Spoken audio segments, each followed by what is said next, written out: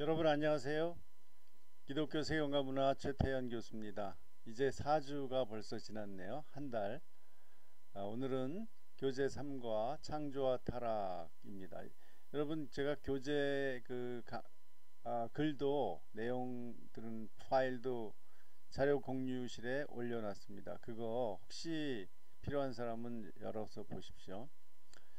자, 기독교의 기본 교리, 성경의 기본 원리가 이제 창조부터 시작하는 거죠. 그래서 이제 이 창조를 인정하는 그 신앙을 유신론이라고 하는 거죠. 하나님이 이 세상을 창조했다. 이걸 믿는 거죠. 이게 기독교의 출발점입니다. 그런데 이것이 확실치 않으면 이제 기독교가 아닌 이상한 종교로 변질이 되는 겁니다. 자, 오늘은 창조와 타락 이 두 가지를 같이 보겠습니다. 목차를 보시면요, 좀 늦게 작동을 해서요.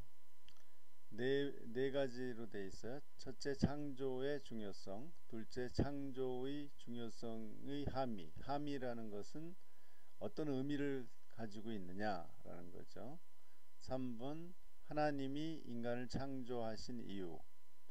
4번, 인간의 타락으로 죄가 들어오다. 그렇죠? 그러니까 창조와 타락을 하는데 주로 창조를 많이 창조 부분에 많이 내용을 할애했습니다.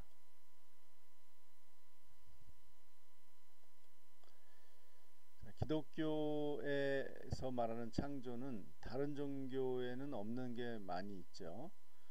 예를 들면 뭐 힌두교, 불교에는 창조라는 개념이 없죠. 그냥 영원히 모든 것은 돌고 돈다라는 거죠. 수레바퀴처럼 돈다는 게 이제 불교나 힌두교의 생각인데요. 그러나 구약 성경, 즉 구약 성경을 믿는 게 유대교죠. 유대교 또 이슬람도 믿죠. 물론 아라비아식으로 변형을 해서 믿지만, 그래서 기본적으로 그 다음에 신약 성경을 믿는 기독교 해서 이 세 종교, 유대교, 기독교, 이슬람교는 이제 유신론 종교라고 해요. 왜냐하면 창조를 믿기 때문이죠. 전능하신 하나님의 창조를 믿기 때문입니다. 그래서 타력 구원이라는 것은 인간 스스로 구원하는 게 아니라 하나님이 구원해 주시는 것을 말해요. 그 다음에 섬김을 받는 자, 섬김을 받는 분이 섬기는 자, 인간을 위해 희생을 하셨다. 이게 십자가의 대속이죠. 이게 있을 수 없는 거죠. 어떻게 하나님이 자기가 만든 그 어떤 피조물에 불과한 그 인간을 위해서 자기 목숨을 자기를 희생했는가? 불가능한 건데, 바로 기독교의 기본 가르침 교리가 이러한 그 하나님의 희생이라는 거죠. 다음에 기독교가 말하는 창조는 그 창조자, 하나님이 창조자라는 거고, 보통 우리나라에서 조물주라고 할 때는 이제 영어로 메이커인데, 조물주는 재료를 가지고 만드는 거예요. 플라톤에 보면은, 국가에 보면은 데미우르고스라는 신이 있어요. 그 신은 이미 신이 있기 전에부터 카오스하고 이데아가 있었어요. 그래서 그 신이 이데아를 바라보고 이데아의 그 형상을 보고 카오스를 재료로 해서 이 세계를 만들었다. 그게 이제 그런 데미우르고스 같은 신을 조물주라고 하는 거죠. 그러나 성경이 말하는 기독교의 하나님은 창조죠. 크리에이터, 창조주. 없는 것, 아무것도 없는 데서 완전히 새로 만들어내는 것을 말합니다. 그러니까 기적이죠. 이 창조가 기적입니다. 재료를 가지고 만드는 그것은 누구나 할 수 있는 거죠.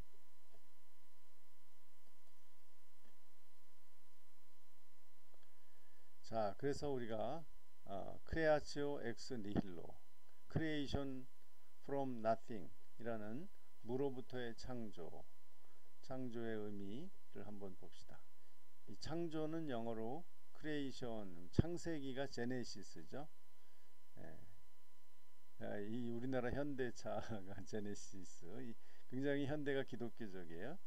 제네시스. 그 다음에 이번에 새로운 전기차 이름이 프로페시라고 해요. 한다고 그래요. 프로페시는 예언이에요. 성경의 구약의 예언자가 있죠. 하나님의 뜻을 사람들에게 알려주는 것을 예언이라고 하죠. 그래서 현대가 굉장히 기독교적인 이름을 좋아하는 것 같아요. 자, 그런데 이 창조 크리에이션을 이거 제네시스라는 건 이제 창세기고요. 말하는데 익숙한 사람은 많아도 그 의미를 이해하는 사람은 거의 없다. 왜 그러냐 하면 무로부터의 창조라는 것은 인간의 이해의 범위를 넘어서기 때문이죠. 너무 상상하기 어려우니까 아무것도 없는데 어떻게 뭘 만들어내요. 완전 기적이죠. 그러니까 창조야말로 가장 원초적인 기적이에요. 그 다음에 성경에 보면 뭐 홍해가 갈라져서 이스라엘 백성이 탈출했다, 뭐 죽은 사람이 살아난다, 또 해가 멈춘다, 여호수아에 보면 이런 것들은 아주 작은 기적에 불과해요. 이 무로부터 모든 게 만들어졌다는 것은 이제 우리가 오늘날 빅뱅을 물리학에서 생각하잖아요. 가장 표준 이론인데 빅뱅도 최초에 아무것도 없는 데서 진동이 일어나서 입자가 생기면서 폭발했다. 폭발해서 입자가 생긴 거죠.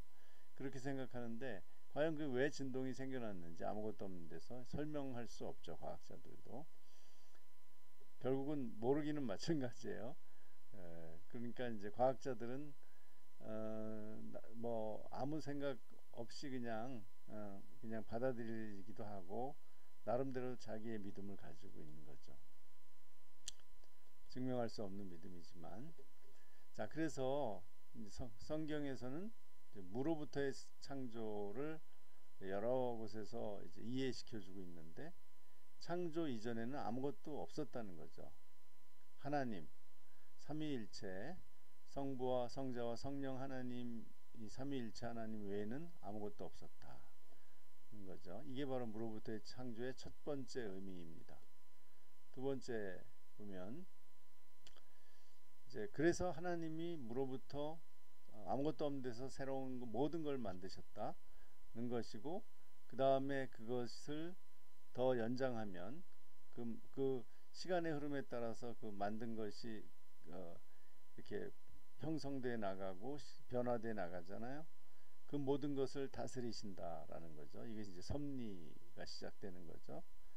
근데 중요한 것은 창조에서 하나님은 이 세상을 만드셨는데 선하게 만드셨다. 즉 좋게 만드셨다. 그래서 창세기 1장에 보시기에 좋았다 이런 말 있죠. 토브라는 히브리어를 써서 굉장히 모든 게 완벽하고 좋고 그 쓰임새에 맞고 적절한 겁니다. 이 토브라는 것은 좋음, 아주 완벽하고 좋은 거죠. 그게 중요해요. 기독교의 가장 중요한 사상이 뭐냐면 하나님이 이 세계를 다 만드셨는데 좋게 만드셨다는 거예요. 선하게. 그래서 기독교가 아무리 죄를 강조해도 원래 선하다. 이 세상은 선하고 인간도 선하고 동물도 선하게 하나님이 만드셨다는 것을 인정하고 시작을 하는 겁니다. 그렇지 않으면 하나님이 이 세상을 악하게 만들었으면 이 세상은 저주받은 세상이거나 하나님이 악하거나 둘 중에 하나죠. 그렇지 않다는 겁니다. 선하시고 의로우신 하나님이 이 세상을 당연히 선하게 좋게 만드셨다. 그 다음에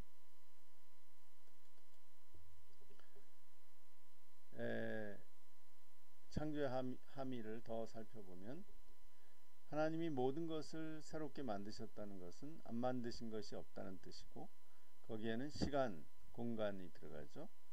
그리고 모든 물리적 법칙이 들어가죠. 물리화학적. 그 다음에 물질 자체도 만드셨지만 하나 더 넣는다면 비물질, 물질이 아닌 것, 그런 것도 만드셨다. 그게 뭘까요? 성경에 나오는 그런 어떤 존재로 보면 비물질 세계는 천사입니다. 천사. 우리 그래서 천사가 나중에 타락하면 악마, 사탄, 귀신이 되죠. 이러한 존재는 눈에 보이지 않고 물질 세계가 물질이 아니에요. 그러나 영의 영이라고 하죠. 이 영의 세계가 있는 거죠. 그것도 하나님이 만드셨다는 겁니다.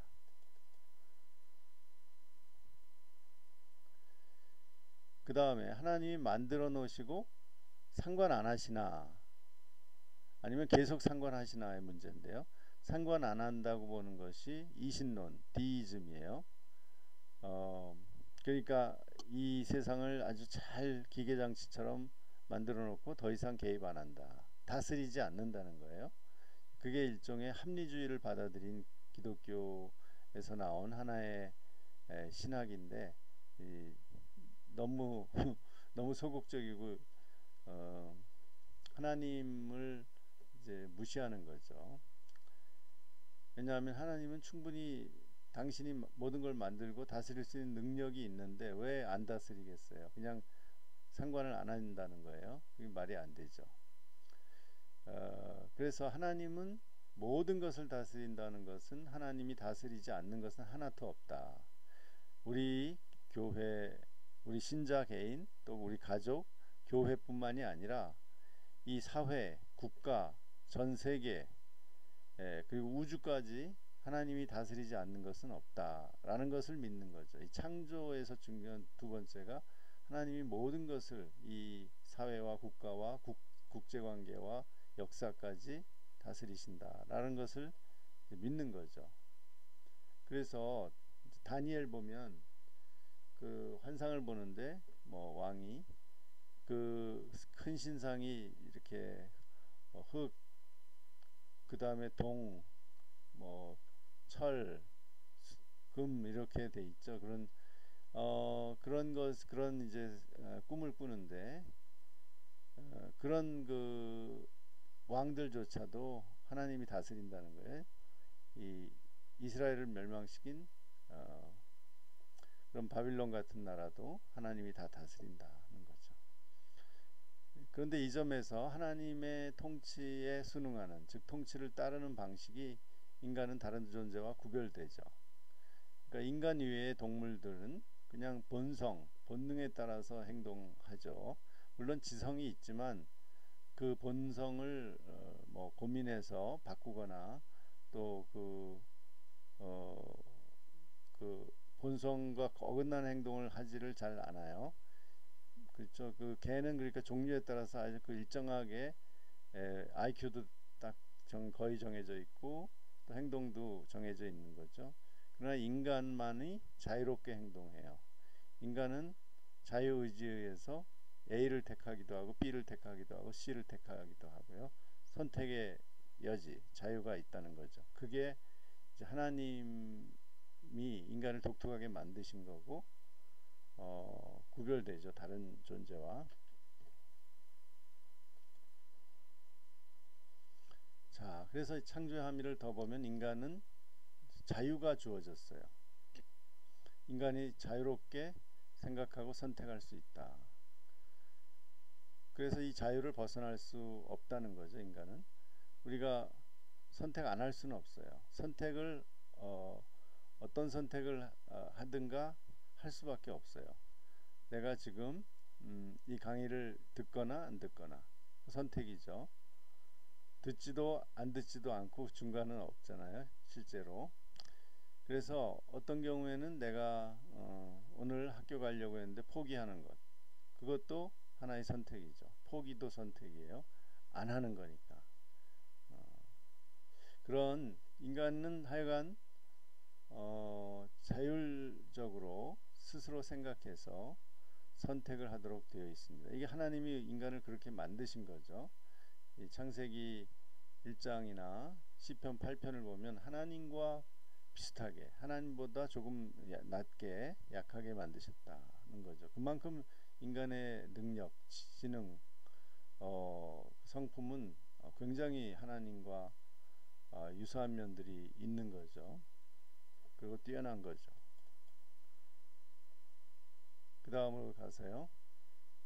세 번째로 하나님은 이 세상을 선하게 창조하셨다. 이게 굉장히 중요하다고 그랬죠. 이 선하게 창조했다는 것은 두 가지 뜻이 있는데, 하나는 피조물 하나하나를 모두 좋게 만드셨고 좋게 보신다는 거죠. 이게 이제 하나님의 의와 자비, 의와 사랑으로 볼 수 있죠. 피조물에 대한. 그 다음에 하나님은 그 하나하나가 좋게 되도록 돌보신다. 이것을 이제 섭리, 프로비던스라고 해요. 처음에 좋게 만들어졌는데 잘못될 수도 있거든요. 이제 타락에 나오지만 잘못됐을 때, 그때조차도 하나님은 계속 좋게 되도록 돌보아 주신다.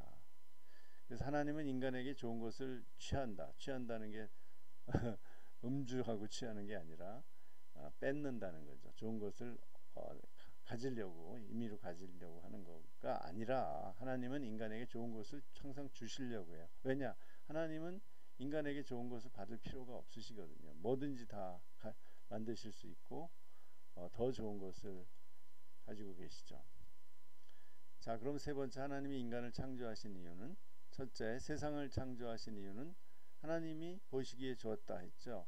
만족이죠. 하나님의 기쁨과 만족을 위해서 이 우주를 창조하셨는데, 특별히 인간을 창조하신 이유를 성경이 설명하죠. 이게 창세기 1장 26절 또 27절까지 나오죠. 하나님이 이르시되 우리의 형상을 따라 우리 모양대로 우리가 사람을 만들고 그들로 바다의 물고기와 하늘의 새와 가축과 온 땅에 기는 모든 것을 다스리게 하자 하시고, 그러니까 인간을 만드신 목적은 분명히 있죠. 인간을 어떻게 만들었느냐? 하나님의 형상을 따라. 하나님의 속성이 인간에게 많이 들어왔다는 거죠. 그 다음에 왜 만드셨느냐? 목적은 그들로 바다의 물고기와 하늘의 새와 가축과 온 땅과 끼는 모든 것을 다스리게 하는 것이 하나님의 목적이었죠. 즉 인간은 한마디로 이 세상을 하나님 대신에 잘 다스리도록 만들어 주셨다는 거죠. 그게 인간의 사명이에요. 이 세상을 우리는 도피할 수 없어요. 왜냐하면 우리가 책임이 있어요. 다스리도록 만들어졌기 때문에. 이것을 받아들이기가 쉽지 않죠. 내가 그런 존재라는 것을, 이 세상을 다스리도록, 잘 관리하도록 하나님이 나를 만드셨다, 이 땅에 보내셨다는 것을 받아들이기가 쉽지 않습니다. 왜냐하면 너무 광범위하게 느껴질 수도 있고, 또 그것을 실행하는 게 어려울 경우가 많기 때문이죠. 자, 그 다음에 하나님의 창조에서 하나님의 형상을 따라 창조됐다라는 게 무슨 말인가 한번 봅시다. 하나님의 형상이라는 것은 여러 가지가 있죠. 그런데 그런 그 하나님의 다스림의 그 능력을 인간이 받았다라는 거죠. 여기 특별히 그 하나님의 형상이라는 것은 하나님의 공유적 속성이라고 신학에서는 하죠. 하나님의 사랑, 하나님의 의, 이런 거 우리도 인간도 완전하진 않지만 이해할 수 있고 가지고 있죠. 세상을 다스리도록 하기 위해서다. 여기서 다스린다는 것은 군림하는 게 아니라 잘 돌보는 거예요. 그러니까 지배하는 게 아니라 돌봐주는 것. 돌보려면, 예를 들면 목동이 양을 돌보려면, 양들은 밤에 자는데 목동은 밤에 자지 못할 수 있어요. 늑대나 이리가 막 와서 양들을 공격하려고 하면 밤을 새야죠. 그런 것이 돌봄이죠. 그래서 다스리는 방식에서 하나님을 닮아야 한다는 거예요. 잘 돌봐서 이 세상이 지금처럼 기상이변이 잘 나지 않을 정도로 조화롭고 풍요로운 세상이 되게 해야 된다. 이게 이제 우리의 절명의 과제죠.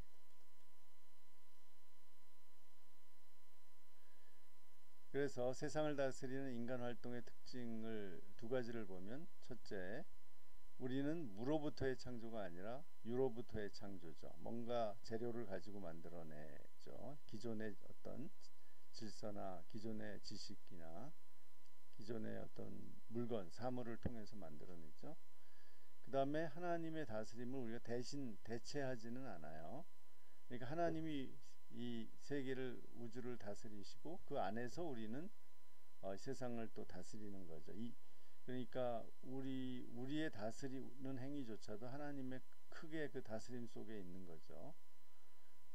이제 나중에 이게 이제 예정과 선택에 나오죠. 하나님이 궁극적으로 이 세계 우주를 다스리는 거예요. 그 속에서 우리들이 하나님 대신에 어떤 일정 부분들을 다스리도록 사명을 받은 거죠.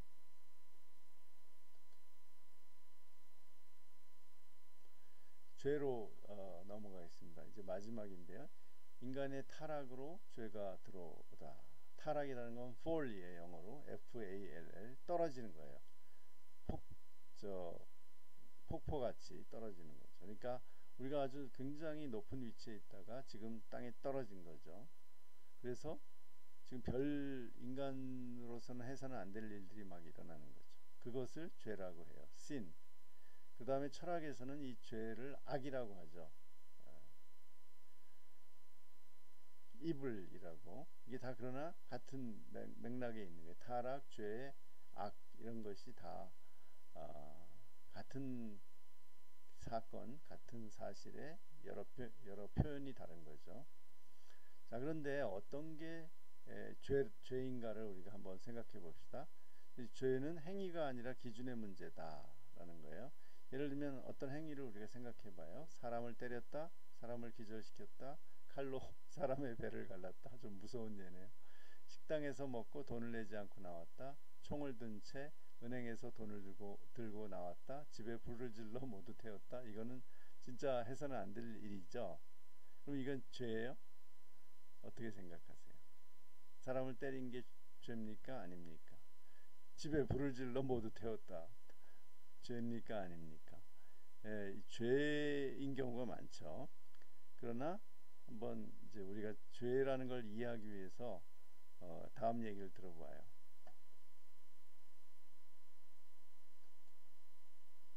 이런 일을 했는데,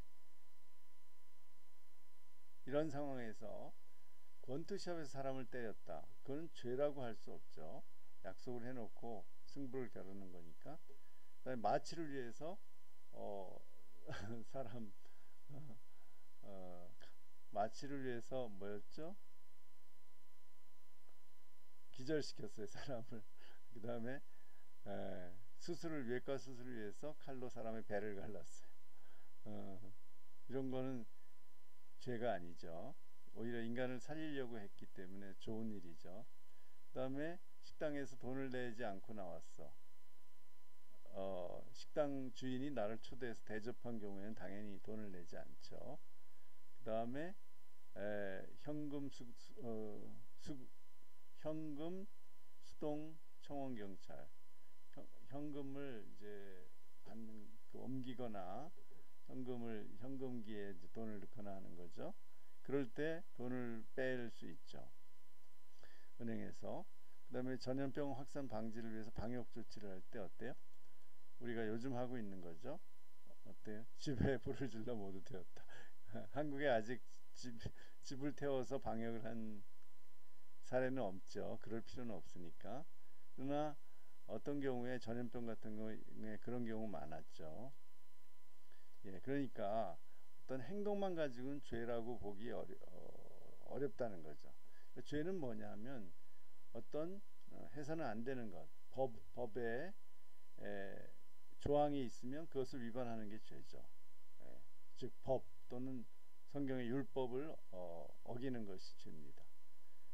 그래서 죄인지 아닌지를 알려면 행위 자체가 아니라 행위를 하나님께서 허용했나 안 했나 그걸 봐야 돼요. 그래서 기준이 바뀌면 같은 행위도 죄가 될 수 있고 또 죄가 되지 않을 수도 있죠. 예를 들면 뇌사라는 것은 이제 사람이 뇌파가 정지되고 더 이상 이제 살 희망이 없다는 거죠. 그런 상태를 의사들이 결정을 하면 그때 장기 적출, 장기 기부를 했을 경우에 장기를 다른 사람 기다리고 있는 그 사람들에게 나누어 줄 수 있어요. 그런데 뇌사 인정을 안 하는 경우에, 그런 경우에는 이제 장기 기증이 안 되는 거죠. 그걸 만약 했다 그러면 죄가 되는 거죠. 그래서 어떤 나라에서는 이렇게 장기 기부가 불법일 수도 있고요, 또 합법일 수도 있죠.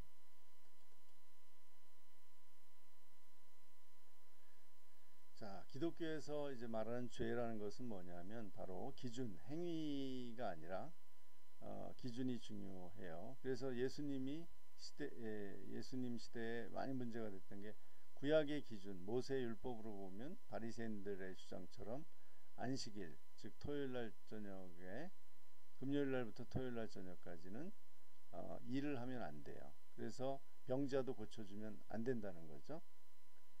그러니까 그런데 예수님이 기준을 바꾸셨어요. 안식일에라는 기준을 바꾸셔서, 왜냐하면 모든 것의 주인이신 하나님, 성자 하나님이시기 때문에 기준을 바꾸실 수 있죠. 그래서 그 안식일에는 아무 일도 하지 말라는 그 기준을 바꾸는 거죠. 그래서 일을 하느냐 안 하느냐가 중요한 게 아니라 안식일에는 하나님을 예배하고 사람들을 잘 돌보는 그런 기준이 주어지는 거죠. 그래서 그것을 일하느냐 안 하느냐는 더 이상 그 절대적인 게 아니에요. 그런데 기준에는 질서가 있어요. 그러니까 헌법이 최고 상위법이고, 법률, 명령, 조례, 규칙 이렇게 있는 것처럼 기독교에서도 가장 죄다 아니다 결정하는 가장 큰 기준이 있는데, 그것이 뭐냐면 하나님의 뜻이에요. 하나님이 그것을 원하시는데 안 하면 죄가 되는 거죠. 그 대표적인 예가 창세기에서 아브라함이 이삭을 번제로 바치라고 했을 때, 그거는 사실 자기 자녀를 살해하는 것이고 굉장히 나쁜 비윤리적인 일이죠. 근데 그 경우에는 하나님의 뜻이었단 말이에요. 하나님이 아브라함의 믿음을 시험하시려고 그렇게 하셨어요. 그래서 그 뜻을 실천하는 것이 그 죄가 아닌 거죠. 만약 그걸 어떻게 하나님이 그럴 수 있냐고 하면서, 그건 내 생각에 하나님 뜻에 안 맞으니까 난 안 하겠다, 이렇게 하면 그게 이제 죄가 되는 거죠. 즉 하나님의 뜻이 무엇이냐를 찾는 게 중요하죠. 그것을 우리는 성경에서 찾을 수밖에 없어요. 성경이 궁극적인 우리의 모든 신학의, 또 교회의 근거이거든요. 자, 그래서 기독교에서 말하는 죄는 불순종이에요. 하나님의 뜻에 따르지 않는 것, 즉 순종하지 않는 거죠. 왜 그럼 불순종할까요? 우리가 하나님의 뜻 또는 하나님의 마음보다 내 뜻, 내 마음을 따르는 거죠. 내가 원하는 대로 하는 거죠. 그래서 이제 하나님의 뜻대로 못하는 거죠. 그래서 이게 하나님과 우리가 대등한 관계라면, 나도 사람이고 하나님도 1대1, 그러니까 이제 상관없다라고 하지만, 그러나 우리가 그렇지 않은 경우도 많죠. 부모와 자식 관계가 그렇게 1대1만은 아니죠. 또 직장에서 상하관계도 똑같이 1대1은 아니죠. 그렇기 때문에 이런 관계에서 내가 내 마음대로 하겠다, 주체적으로 하겠다라는 것은 잘못됐다, 바람직하지 않다는 거죠. 자, 죄의 범위는 어디냐? 죄의 범위는 온 세상이죠. 세상 전체가 죄와 불순종의 영향 아래에 있다는 겁니다. 그러니까 죄에 물든 영역과 그렇지 않은 영역이 구별되지 않아요. 어떤 영역이든지 죄는 이렇게 물감처럼 다 번져 있는 거죠. 이것을 장로교 교리에서 전적 부패, 토탈 디프레비티라고 해요. 이게 뭐냐면 우리가 다 부패해서 선을 할 수 있는 능력이 전혀 없다는 뜻이 아니라, 우리의 모든 영역이, 부분적으로는 우리가 선한 일을 할 수는 있지만 그러나 모든 영역이 다 부패해서 오염되어 있다. 그래서 우리는 항상 죄를 지을 수밖에 없는 그런 상황이라는 거죠.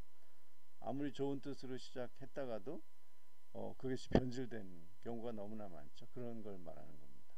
전적 부패라는 건 어느 부분이든지 다 오염돼서 우리가 끝까지 신뢰할 수 없는 거죠. 우리 자신을. 또 다른 사람도 100% 신뢰할 수 없는 거죠. 언제든지 인간은 악하거나 약해서 또 욕심이 많아서 잘못하고 다른 사람에게 잘못을 하는 거죠. 그래서 여기 우리가 그림을 좀 보면 렘브란트의 유명한 탕자의 귀환이라는 그 작품이죠. 이 인자스러운 이 아버지가 하나님을 상징하고요. 근데 보세요. 하나님의 손이 남자 손하고 여자 손 다 포함해요. 그러니까 모성과 부성을 하나님이 다 가지고 계시다는 거고요. 이 돌아온 탕자 둘째 아들은 이제 아버지 품에서 모든 죄를 회개하고 다시 품에 안겼어요. 이게 이제 죄에서 돌이킨 거죠. 그러나 죄라는 것은 이렇게 계속 무거운 쇠고랑 짐을 지고 계속 도망가는 거예요. 하나님에게 돌아오지 않고. 그게 죄예요. 하나님은 왜냐하면 우리가 돌아오기를 간절히 원하시거든요. 그런데 뒤도 안 보고 도망가는 거, 이게 바로 죄는 거죠. 내 마음대로 하겠다. 이게 인간 대 인간이라면 다 나름대로 권리가 있어요. 그러나 하나님은 우리를 만드셨고 하나님은 우리를 사랑하시고 우리를 불쌍히 생각하시는데 계속 하나님 뜻을 무시하고 도망간다. 잘못된 거죠. 예, 이게 바로 죄와 타락의 문제입니다. 그래서 우리가 언제 돌이키느냐, 이 탕자처럼 언제 돌아오느냐, 그것이 우리 인류의 이제 구원의 문제죠. 여기까지 오늘 하겠습니다. 이제 7교시에는 제가 직접 동영상 강의하겠습니다. 감사합니다.